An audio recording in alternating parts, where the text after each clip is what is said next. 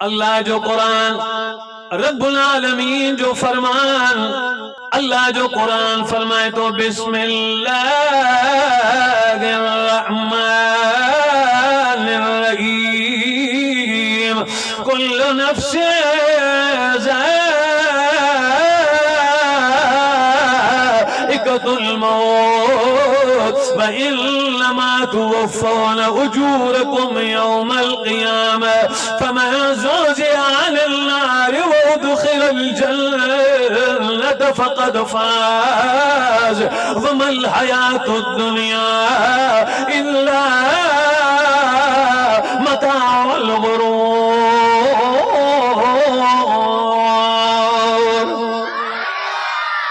अल्लाह जो कुरान इए न थो चवे त सब मरंदो, बल्कि अल्लाह जो कुरान हीअं सेटिंग सां फरमाए तो हर नफ्स के मौत जो ज़ाइक़ो चखणो पवंदो।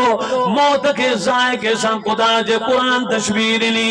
हाणे ज़ाइक़े सां तशबीह नहीं जे करे ॾिनी। ज़ाइक़ा दुनिया में मुख़्तलिफ़ हूंदा आहिनि, मौत भी दुनिया में मुख़्तलिफ़ हूंदा आहिनि। ज़ाइक़ा दुनिया में हर कंहिंखे वणंदा आहिनि, मौत भी मोमिन खे वणण वारो। इहा पक्की ॻाल्हि आहे, दुनिया में ज़ाइक़ा इलाही हूंदा आहिनि, इलाही क़िस्मनि जा हूंदा आहिनि, पर यादि रखो इहा पक्की ॻाल्हि आहे त काफ़िर जो मौत ज़हर खां बि वधीक कड़ो हूंदो, मोमिन जो मौत मिस्री ऐं माखी खां बि वधीक मिठो हूंदो। मिठाण उनमें इलाही क़िस्मनि, अंब जी मिठाण अलॻि आहे, कमंद जी मिठाण अलॻि आहे, केले जी मिठाण अलॻि आहे, खटाण में इलाही क़िस्मनि, ॾाणूअ जी खटाण अलॻि आहे, लीमे जी खटाण अलॻि आहे, शिकारपुर वारे आचार जी खटाण अलॻि आहे, कड़ाण अलॻि आहे, मिर्च जी कड़ाण अलॻि आहे, दवा जी कड़ाण अलॻि आहे, हकीम जी फकी जी कड़ाण अलॻि आहे। ज़ाइक़ा इलाही आहिनि, पर जेको ज़ाइक़ो अल्लाह शहीदनि खे मौत माल नसीब थो करे, दुनिया जी धरती ते अहिड़ो ज़ाइक़ो कंहिंखे बि नसीब न थींदो। एक नबीअनि उन खां पोइ शहीदनि जो वॾो मक़ाम, जिन खे अहिड़ो ज़ाइक़ो मिलियो।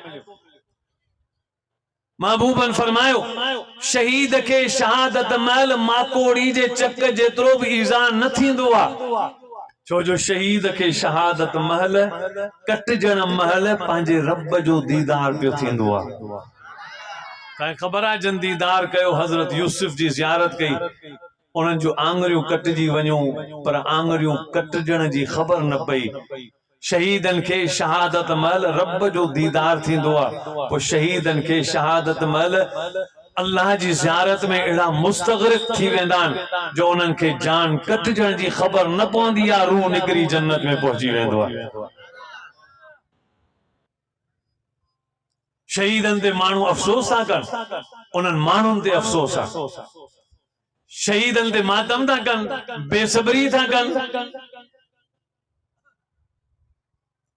बेसब्री को दीन है, सब्र सरापा दीन, शुक्र सरापा दीन, रज़ा सरापा दीन। रज़ा हुंदी त दीन, बेसब्री दीन कोने, नाशुक्री दीन कोने। सब्र भी दीन, शुक्र भी दीन, रज़ा भी दीन, पर किथे किथे रज़ा जो दर्जो सब्र ऐं शुक्र खां भी मथे थी थो वञे। रज़ा अलग शइ आहे जेका असां समझी ही काने। असां मौलवी सब्र ते ॻाल्हाईंदा आहियूं, शुक्र समझाईंदा आहियूं, पर रज़ा अञा न समझायूं, समझाए न सघिया आहियूं। अल्लाह सहाबिन खां ख़ुश थी पोइ उन्हनि खे चयो रज़ी अल्लाहु अन्हुम व रज़ू अन, अल्लाह तव्हां खां राज़ी थी वियो, तव्हां अल्लाह खां राज़ी थी विया। रज़ा वॾी शइ आहे। अचो पुछो कुरान खां। अल्लाह जो कुरान, रब्बुल आलमीन जो फरमान, अल्लाह जो लारैब कुरान, अल्लाह रब्बुल आलमीन जो सच्चो किताब कुरान मजीद, सिपारो नंबर 11, सूरत जो नालो तौबा, आयत नंबर 100 में अल्लाह जो कुरान फरमाए तो बिस्मिल्लाहिर्रहमानिर्रहीम वस्साबिकून अल-अव्वलून मिनल मुहाजिरीन वल अंसार वल्लज़ीन इत्तबऊहुम बिइहसान रज़ियल्लाहु अन्हुम व रज़ू अन्हु व अअद्द लहुम जन्नात तजरी तहतहल अनहार खालिदीन फीहा अबदा ज़ालिकल फौज़ुल अज़ीम।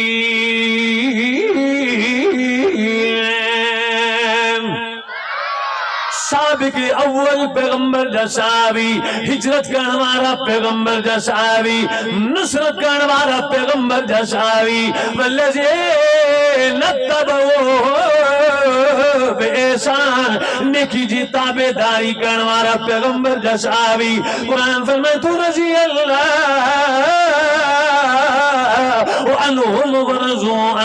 अल्लाह उनका राजी थी वो अल्लाह का राजी थी या अल्लाह रजा जा सर्टिफिकेट पैगंबर जी जमात में भराया, पैगंबर जी मजलिस में रजा जा सर्टिफिकेट मिला। हालांकि रजा जो जन्नत का भी मथे या जी अल्लाह जो कुरान फरमाए तो वमसाकिन तय्यबतन फी जन्नात अदन व रिज़वानुम मिनल्लाहि अकबर। अल्लाह जो कुरान फरमाए तो जन्नत अदन में, जन्नतिन जिला बागल में पाक घर होंदा, अदन जे बागल में पाक घर जन्नत लाग होंदा। व रिज़वानुम मिनल्लाहि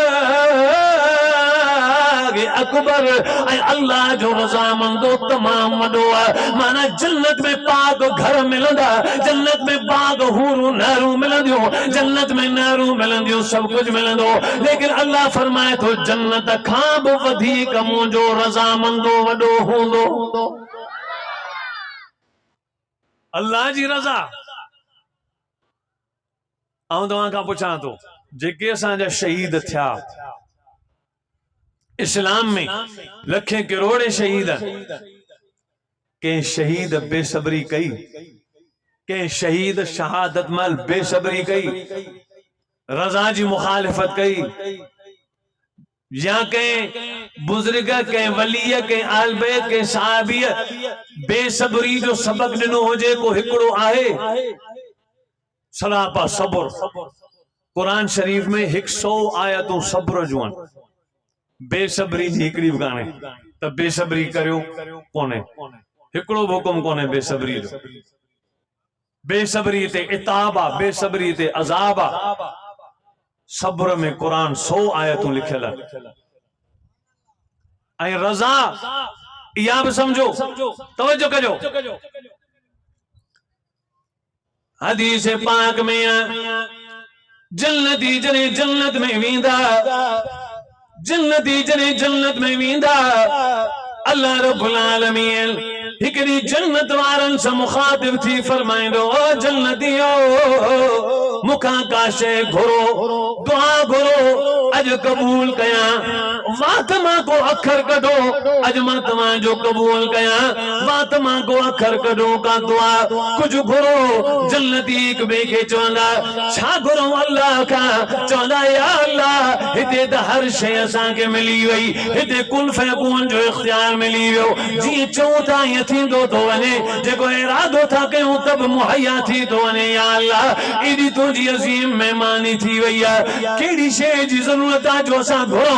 अल्लाह फरमाइंदो को घुरो, तव्हां के इख्तियार है कुछ घुरो। तने जन्नती चवंदा खबर कान थी पे त छा घुरो, अचो त दुनिया में आलिमन सां मशवरो कंदा हुआसो, अज भी कंहिं आलिम सां मशवरो कयो, सब जमायती आलिम वठी ईंदा, आलिमन के चवंदा त असांखे ॿुधायो त अल्लाह चवे तो घुरो त छा घुरो, मशवरो ॾियो।